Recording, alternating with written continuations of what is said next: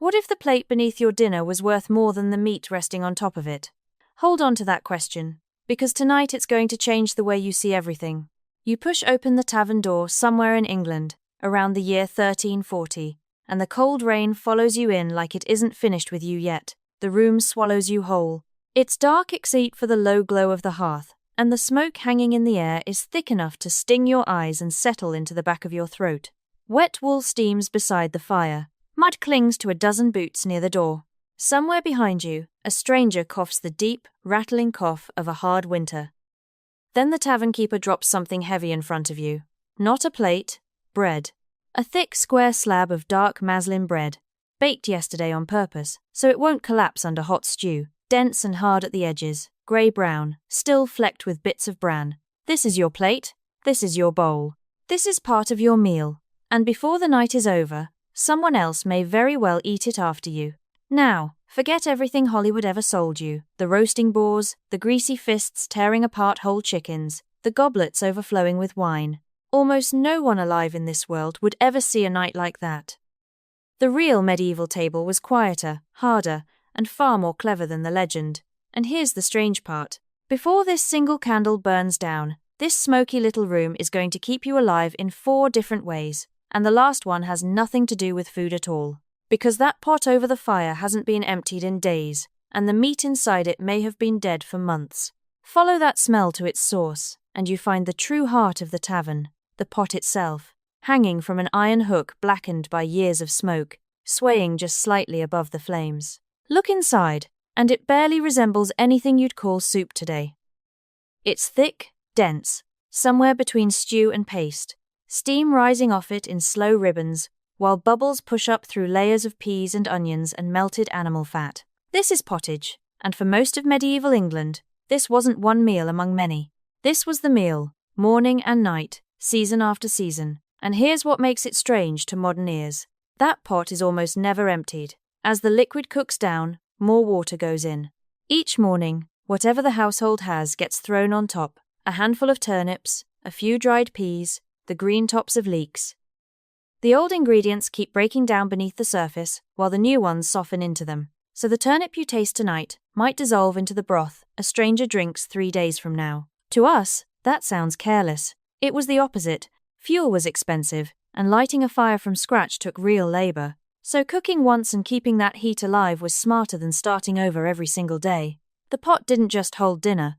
The pot lived. Some days it thinned out enough to sip from a cup. Other days it thickened until it could cling to bread without dripping. And somewhere inside all of it was the ghost of meat. Not a steak, not a portion, not even a chunk you could point to, just a single salted pork bone, or a scrap of bacon, or a knuckle of smoked ham, simmered until its flavor bled into everything around it. Most people here did not eat meat. They ate vegetables that remembered meat. And that changes how you see this bowl entirely. Because a working body in the fields burned somewhere around 3,000 to 3,500 calories a day, just to survive the labor and the cold. And a single ham bone could carry the taste and the strength of an animal across a family's table for the better part of a week. Watch closely and you'll see a mother tilt the pot at the end of the night, scraping the last thick spoonfuls from the bottom so nothing, absolutely nothing, is left behind. It looks like poverty. It was actually engineering.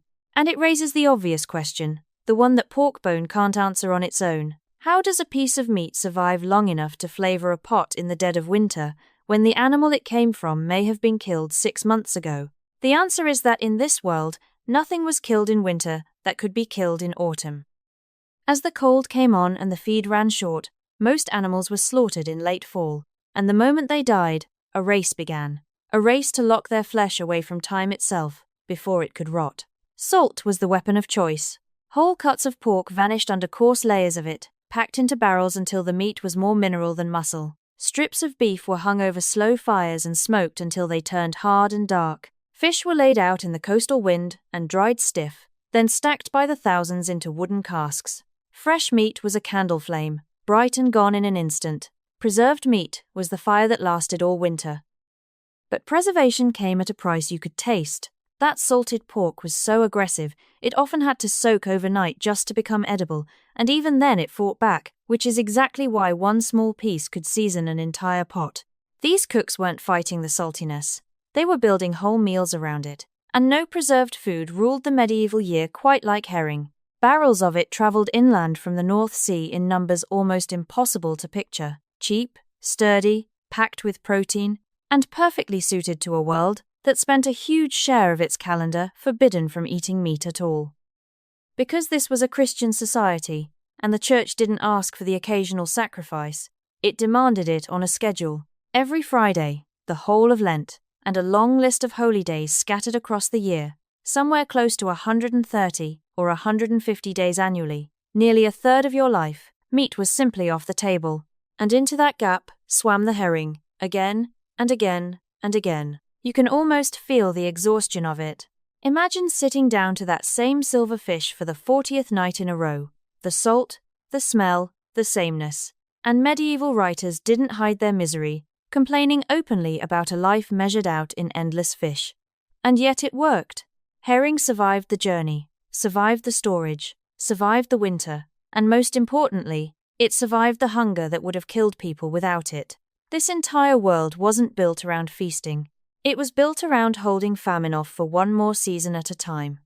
Which is why the next thing you need to understand isn't about how food was preserved at all.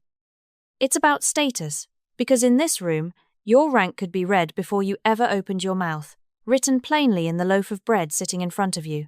The rule was simple. The darker the bread, the harder the life. A nobleman ate soft white wheat bread, pale and fine, milled from expensive flour that had been sifted again and again until every trace of roughness was gone. The labourer beside you ate maslin, a dense, dark loaf made from rye and barley and oats, and whatever lesser grains the land gave up that year, heavy enough to feel almost damp in the middle, chewy enough to tire out your jaw, sometimes still carrying flecks of husk, because clean milling cost money most people didn't have. So you could look across this room and read a stranger's whole station in life before they said a single word, just by the colour of the loaf in their hands. But that humble dark bread had a secret advantage, because maslin was exactly what became the plate you're eating from tonight. Wooden bowls were expensive, clay plates shattered, and washing anything took water and labour nobody wanted to spare, so a stale slab of maslin solved every problem at once. It held the stew. It soaked up the grease. And when the meal was done, it had quietly turned into more food. Nothing wasted. And here's the part that lingers. In wealthier houses, when the diners finished, before the trencher fell apart, that grease-soaked bread wasn't thrown away. It was carried out the door and handed to the poor waiting in the cold outside. So the meal didn't end at the table. It kept moving, feeding one more mouth past the edge of the room. That instinct ran through everything here. The fat flavoured the vegetables, the bones thickened the broth, the spent mash from brewing was fed to the pigs, and the ash from the fire was carried out to the garden. In this world, a thing didn't get thrown away. It just moved to its next life. And that same cleverness is exactly why you should throw out the biggest myth of all, the idea that medieval food was bland. Taste this pottage honestly, and the first thing that hits you isn't weakness, it's intensity. These cooks knew flavour, because they had to. Onions and garlic and leeks built the base of nearly everything. Herbs went in by the fistful rather than the pinch. Sharp verjuice pressed from sour crab apples cut through the heavy fat the way lemon does today, and mustard was ground fresh into pastes strong enough to stand up to that punishing salted pork. In the richer homes, pepper and cinnamon and cloves and saffron were displayed almost like treasure, proof that trade already stretched from this smoky room to worlds most people here would never see. The enemy in the medieval kitchen was never a lack of flavour. The enemy was sameness. The slow grind of eating the same handful of things for months on end. And the thing that helped people survive that grind wasn't sitting in the pot at all. It was in the cup in their hand, and on the long wooden benches all around them. That cup in your hand holds ale, cloudy and warm, and just a little sour, and it is safer than the water outside these walls. Nobody in 1340 has ever heard of bacteria, but people have watched patterns for generations, and the pattern is brutally clear. The wells near crowded towns make people sick. Standing water kills. Fermented drink, somehow, does not. So this whole world runs on ale, and everyone drinks it, men, women, and children alike, because the small ale in front of you is weak, often only around 2%, just enough to be safe without stealing the day. Without hops to preserve it, that ale spoiled fast. which meant brewing never really stopped. All across England, alewives brewed fresh batches every few days and signaled that the drink was ready by hanging a pole or a branch outside their door, and the stuff itself was so thick and grainy, it was almost like drinking liquid bread, carrying real calories along with that precious safety. But the ale is only half of why this room matters, because once people gather around warmth and food and drink, something bigger than dinner starts to happen. This tavern is not entertainment attached to society. In a world with no newspapers, no radio, and almost no one who can read, this tavern is society. The traveller who just came in from the Canterbury Road is carrying something more valuable than the coins in his purse. He knows which bridge washed out in the storm, which village is whispering about plague, where the tax collectors were last seen, which roads are safe to walk after dark. That knowledge moves from mouth to mouth across these benches, and the shared bowl of pottage becomes a kind of social currency, buying you a seat inside the network. The class lines that rule the daylight go soft for a few hours here. A farmer and a merchant trade words they'd never exchange anywhere else, and stories ride from one county to the next on nothing but memory and ale. And when the night grows late and the hardness of it all needs softening, the tavern offers comfort too. Frumenty, wheat simmered slow in milk, thickened with egg, sweetened with honey, maybe even touched gold with saffron if the house can afford it, along with dried figs and raisins carried in from trade routes farther than most people here could dream of. They never called it comfort food, but they understood the idea completely, that a warm sweet bowl could steady something inside you that a cold winter had shaken loose. And now, finally, you can feel the shape of that promise from the very beginning coming true. This smoky little room kept you alive through the food in the pot, through the preservation that beat back winter, through the bread that fed you twice, but the fourth way, the one that had nothing to do with food at all, was this.